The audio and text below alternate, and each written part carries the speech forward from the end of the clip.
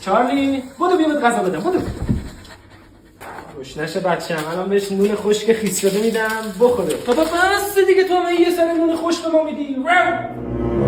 یه سال ما رو گرفتی هی هر روز نون خشک خیس شده. خب تو که پول نداری غلط می‌کنی هی میخونه که میگیری. مگه من الاف تو هم یه 3 ماه من اسهالم اینقدر که نون خشک خیس شده خوردم.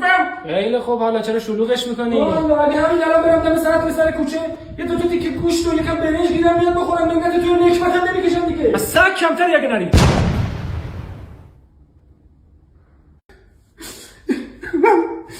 چیزی نگفتم که. چیزی نگفتی؟ مرد حسابی من با وفام دست خودم نیست. بعد تو میگی از سگ کمترم اگه نرم. ببخشید داره شوخی کردم. یه پروتئینی، کربوهیدراتی، ویتامینی چیزی به ما برسون دادا. هی داری هر روز به من نون خوش میدی. معده‌م داغون شد گوارش دیگه نداره. خدا 3-4 ماه اصلا اوضاعم خوب نیست. ولی اوکیش میکنم. چش. از این به بعد نون سنگه که خیس شده بهت میدم. خوبه. دهن سرویس میدی.